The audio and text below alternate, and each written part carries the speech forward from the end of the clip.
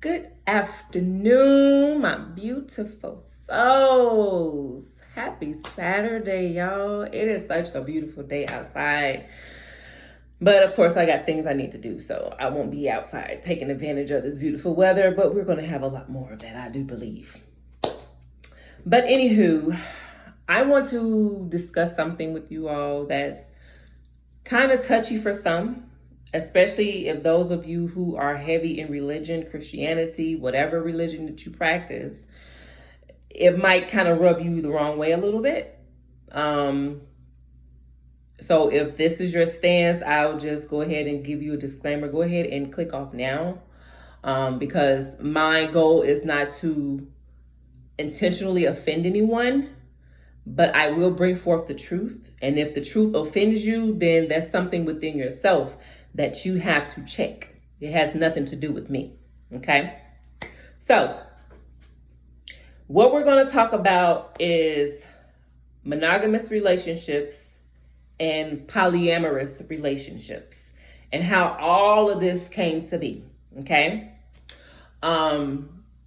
Now I did some research on this, and I took my notes to help me stay on track, because I know for some of you, you want facts, and rightfully so. I would want facts too, but please understand that me discussing whatever it is I discuss, it's not to persuade anyone, but to bring about an awareness, because we as melanated people, our language, our culture, our spirituality, our ways of relating to one another, our being has been stripped away from us. And we find ourselves diving into others' cultures and ways of relating in hopes to find ourselves. No. All you have to do is do your research, be open-minded, and fearless. That's what you have to do. So, I did a video asking a question. Why do some of you desire to be in monogamous relationships? And for those of you who don't know what monogamous means, it's basically when there is an exclusive relationship between one man and one woman. Or we're going to go as far as to say 2 males and 2 females. Exclusivity. Okay, that's what monogamous is. So I did a video asking a question why, for those of you who do desire to be in monogamous relationships, why do you desire to be in one? Or why do you desire to be married, or why do you desire to be in a committed relationship? Okay. Now I'm not going to go off into, that particular video. If you want to know what was said, then you just have to go and check it out. You can find it on YouTube, and I might have a little clip it on Facebook or Instagram, whatever. But for me personally, I'm not going to get too deep into my personal life, but at one point in time, I searched for only monogamous relationships. And, through me going through the process, I realized some things about myself within these relationships. And it caused me to take a step back and say, wait a minute, why is it that I'm desiring this type of relationship? And what I realized is that the only reason why I desired to have a monogamous relationship was because there were things within myself that I had not accepted, and I was looking for someone else who fulfilled that for me, which nobody could do. So once I stepped back and had to go within to do the shadow work and to integrate those aspects of my being that I was seeking in other people, I realized that monogamous relationships is not for me. I enjoy the freedom of being free. I enjoy the freedom of expressing and sharing my love, and not necessarily sex. Sex does not always have to be a factor because most people think that automatically, okay? But just expressing and sharing my energy, my time with the opposite sex without having someone question me. Because I realize that by nature, I am a free spirit and I enjoy it. So I no longer desire to have monogamous relationships. All right. Now, I have some words up here that's going to kind of help you all and help me too, because it can get confusing when it comes to these words that I'm going to discuss within this video. Okay. So there are two types of relationships. You have monogamous relationships where there's just one man, one woman, or two men or two women, exclusivity. And then you have polyamorous relationships where there are multiple. You have a male having multiple women or wives, and you have a female who have multiple husbands or men. Okay. And in each dynamic, everybody knows about everybody. Okay. For the most part, that's how it should be. So our ancestors practice polyamorous or polyamory. All right. Now, I took some notes. I was about to go into it. I'm going to try to stick to my notes so I can stay on topic and I don't make this video too long. But let me go to my notes. So the practice of polyamory predates the Bible as far back as the Stone Age, which was approximately 2.6 million years ago in Alkebulan. Now, Alkebulan is the original name from what we call now Africa. I could be pronouncing it wrong. Alkebulan, if you know, for those who know, okay? Now, of course, Africa or Alkebulan is the motherland or the birthplace of humankind. This is where it all began with our ancestors, melanated beings, okay? Civilization started with us. Now, polyamory, it predates the Bible. 2.6 million years ago. Now, mind you, the earliest text of the Bible dates to roughly 3,400 years ago. You do the math. Now, with this huge gap, okay, our ancestors was already on the scene doing their thing, And then here comes the Bible. Here comes religion. Here comes Christianity with their views, their dogmas. Okay. Now, with this big gap, that should raise a lot of questions in regards to the validity of the Bible. Now, I'm not going to get off into that at some point. I definitely will. I got to do some more reading on this stuff because I want to make sure I'm bringing the facts, okay? Because I don't have to do what I did in times past, have to retract. No, we're not going to do that, all right? So, back to my notes.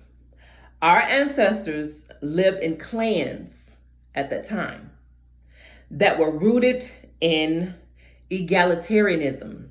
And what egalitarianism is basically when people are of equal worth and should have equal rights and opportunities as well as status. Our ancestors were all about equality. There was no male patriarch. Our ancestors didn't move like that. And that's why you people often say that we as people by nature, we are some kind-hearted people. You can do us dirty, especially when it comes to these people. You can do us dirty and we'll just forgive you. But then when it comes to us, each other, it's the total opposite, which of course that stems from slavery, but I'm not going to get up into that. But our ancestors were all about equality. Okay? Now, because of this constitutional structure of egalitarianism, the practice of polyamory was easy and beneficial for all. Okay? Now, these are some ways in which polyamory assisted our ancestors. Okay? Polyamory helped to foster strong networks that provided a support system for all members. Now, please understand, they were not practicing polyamory just to get their freak on, as many do today, because they have no self-control. No. There was a purpose in them practicing what they practice. Okay?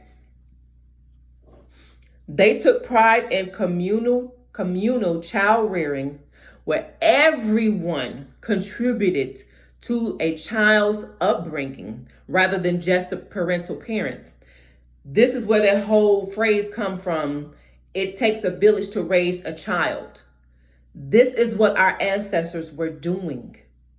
The community raised the children. It wasn't just the parents alone. You see what I'm saying? And how we have it today, you have a single parent raising a child, either the mother alone or the father alone raising a child, or you have, I know when I was growing up, it was somewhat like that, but not like our ancestors did it. Like, say for instance, if I got in trouble in school, I got popped by the teacher. And then if my mom found out or my aunt found out about it, I got in trouble when I got home. You see what I'm saying? That was kind of like a community thing. Everybody saw it, or if the neighbors, you get in trouble by the neighbors, and then you get home, you're going to get in trouble again. That's how we operate as people. That's how our ancestors moved. But of course, everything changed as time went on and certain things were introduced to our culture. All right? The patriarchal or patriarchy, I think I'm saying it right. When patriarchy was introduced, that changed a lot for us as well. Okay?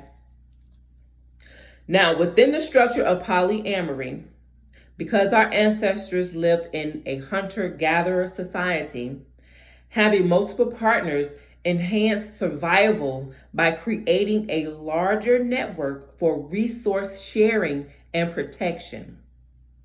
So our ancestors, whatever you got, nobody went without. You see what I'm saying? Our ancestors were all about sharing their resources with one another. So because it was the survival of the fittest. Well, I'm going to say survival of the fittest, but in order to ensure their survival, they shared their resources. Unlike today, everybody's all for themselves. My foe and no more. And you wonder why we can't get ahead as melanated people, Black people, because we're selfish. When it comes to each other, we're selfish. But when it comes to groups outside of us, we're just the kindest hearted people there is. That is backwards. It's backwards. And we've been conditioned to be this way. We have to reverse this cycle if we want to gain any type of leverage in this matrix that is set up for us to fail as a people. We have to. Now, there are some examples just a few examples of some of our ancestors, who practice polyamory. You have pre-colonial Alkebulan, they practice it. You have the Iroquois, they practice polyamory. I can't pronounce, I think it's Maasai, whoever this group was, they are from Kenya. They practice polyandry and polygyny. And the Inuit, they also practice polyamory. Now, I'm going to move to this board. I hope you guys can see it. So there are 4 different words here that involves the realms of having multiple partners. You have polygamy, okay, which is the practice of having more than one spouse at a time. This is something that mostly men practice, polygamy, which would be under the umbrella of, polygyny is under the umbrella of polygamy, okay, where a married man has multiple wives. In this realm, polygamy, it involves marriage, okay? Then you have polyamory and polyandry. Now with polyandry, that's when a woman have multiple husbands. And then polyamory is having multiple consensual romantic or intimate relationships. And this realm of multiple partners, marriage is not always the case. You don't have to be married in this realm right here. Okay? So our ancestors practice all of this. They practice it all. Different tribes, different clans practice certain, ways of connecting, I'm going to say. Now, of course, there was a change. There was a slight shift in the non-monogamous structure with the decline of the hunter-gatherer phase and the rise of agriculture and the class-based societies. So this began around 10,000 to 6,000 BC during the Neolithic Revolution. Now, the Neolithic Revolution is basically the latter time of the Stone Age. And there was an increase in agriculture and surplus, which then led to more settled communities, because now it's like everybody, their crops and their livestock is increasing. And then it's like the communities are getting bigger. So it's like we got to branch off, because all of us can't dwell in this one section. So you have some of those who branched off who were more successful than others. Okay. So because of this, there was now a need to, protect their livestock from those who weren't doing so well. They were at a distance, so they had to protect themselves from the raiders. Now, this is some of the recent, it could have been a little bit more to this, but this is what I found. I need to find a book on it, an old book on this. But anywho, this is what we got for now. Now, at this stage, once, they became, the communities became more settled, and the livestock, and, they had to protect their herds and livestock from the raiders.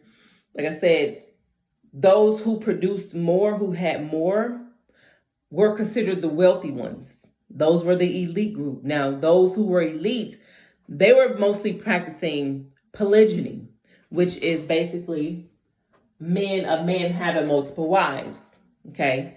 So they practiced polygyny because they were able to care for multiple wives. And those who were not able to care for multiple wives, they practiced monogamy because they couldn't afford it. Okay. Now, on the other side of the world, okay, somewhere up in there in Rome, they had their own set of rules brewing as it related to non-monogamous relationships. Now, monogamy was a law in the Roman Empire. Let's get into it. In 673 AD, the Council of Hetfor confirmed monogamy as a, listen to this. I need you to put your thinking caps on what I'm about to say. In 673 AD, the Council of Hetfor confirmed monogamy as a Christian doctrine. Mind you, our ancestors didn't know nothing about this. They didn't know nothing about no Christian doctrine, okay? And the church began to solidify this through later councils and theological works such as those by Augustine in the early 400s, making marriage a sacrament by the Middle Ages. Okay. So from me reading this, marriage wasn't even part of the way that we do it now, wasn't part of their social construct. It wasn't. Now, let me see. Socially imposed monogamy became more common in later historical periods, particularly with the rise of ancient Greece, Rome, and Christianity, spreading the practice throughout the Western world. Okay? The church adopted Romans' law concept of monogamy. The church adopted Romans' concept of monogamy, where a man could only have one spouse at a time, influenced by the legal framework of the Roman Empire. Now get this. From the early 1800s onwards, European missionaries disapproved of polygamy and actively pushed for monogamy and linked it to Christianity, equating it with moral superiority. This led to the enforcement of compulsory monogamy on some Alkebulan communities who were compelled to abandon their traditional marital practices. So, I think this is all I had on this one. So you see, for those of you who are getting all upset, getting your panties and your drawers in a bunch because your partner stepped out on you, there are a couple of reasons why your partner done this or even desires to do this. One, it is just in our DNA. We were not created to be monogamous beings. Our ancestors weren't even monogamous. They were forced into this situation, because they couldn't afford it. The men couldn't afford to take care of multiple women. But believe me, if they could, polyamory would have been a worldwide thing, but they would have continued to practice these things in the Stone Age, in the Neolithic Revolution, during the Neolithic Revolution. They would have done this. So it's in our DNA, okay, to be polyamorous, to practice polygyny, where the man have multiple wives, or even polyandry, where the woman have multiple husbands. Okay, it's all about survival. That's the whole purpose of this thing. And we need it more so now than any times past, okay? Because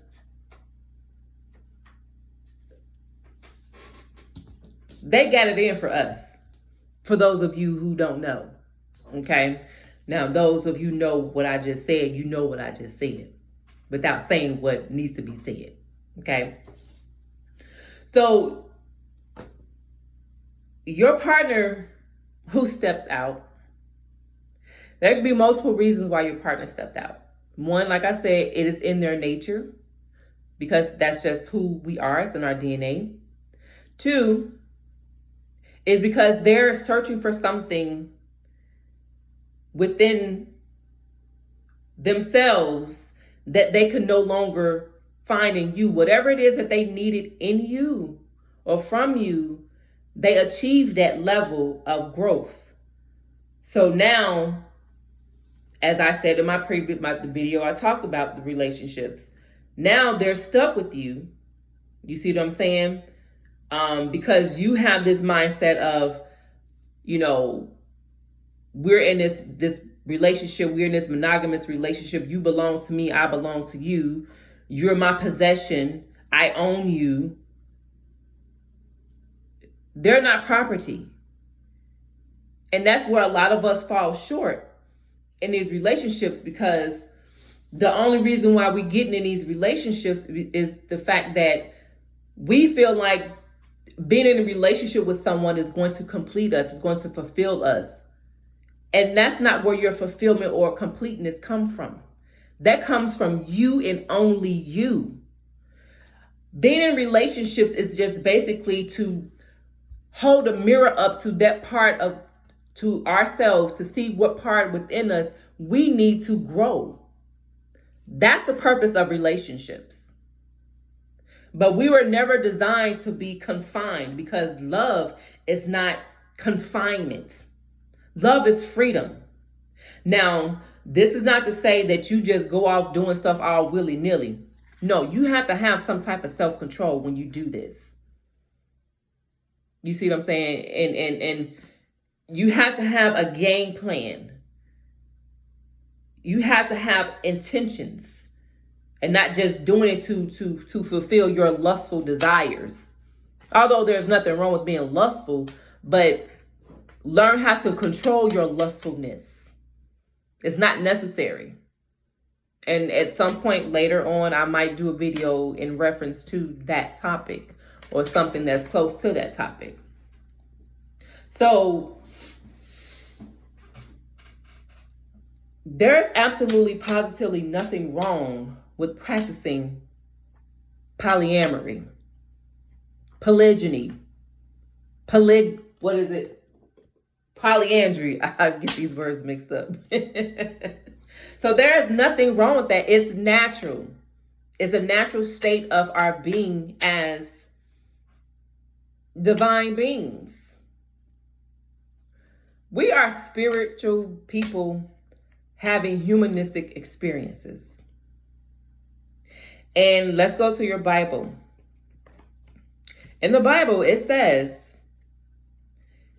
in heaven, there is neither male nor female. Okay. There is neither Jew nor Greek. So there are no specific races, although in essence there is, but not in the sense in which we see races. But of course, that's something totally different. We're not going to get off into that. Spirits don't see things the way that we see things, that we have been conditioned to see things. And that's why it's important for us to tap back into our divine nature. You see what I'm saying? Because by us operating outside of our divine nature, it's creating chaos within ourselves and within those around us, within our relationships. Because we're trying to hold up to standards, and ways of living and being that is not natural to us. It's not natural. And many of you are trying to force it because you haven't done the inner work. Because you're looking for yourself in someone else instead of looking for yourself within yourself. That's the problem. You're expecting someone else to make you happy when nobody can make you happy but you. That is too much responsibility on one person. They have their own issues they have to deal with. And then try to deal with yours too? That's too much. That's too much pressure. So, to relieve some of their pressure, your partner is going to go somewhere where they're not being pressured, where they can just be themselves. That's why they cheat. Too much pressure, too much expectations, too many demands. Because you haven't done the inner work. Do the inner work. And I promise you, you would not expect the things that you are expecting from your person. You will be able to let them be free to love whomever.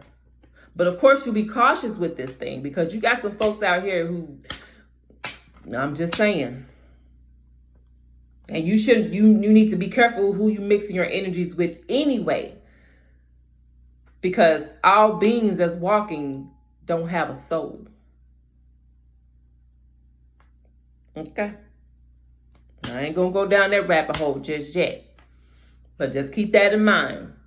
Make sure you practice in self-control. So, this is going to conclude this video in reference to our ancestors who practice polyamory, and to understand why they practice polyamory. And if this is something that you are wanting to do, make sure you're not doing it for the sake of fulfilling your lustful desires for self-gratification. That's not the purpose of this.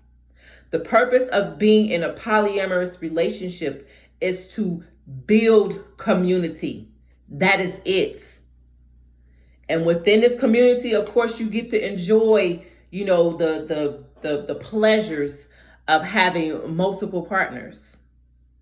But you make sure you're taking care of your responsibilities as a man and as a woman. And understand that if there are children involved, those children are your children. Matters not if they came from your loins. That was the mindset of our ancestors. But of course, many of you are selfish. You look out for yourself. And that's why we're having issues. But all of this stuff can be avoided if we just deprogram what was programmed into us. But I'm done with my rant. So until the next video, guys, peace.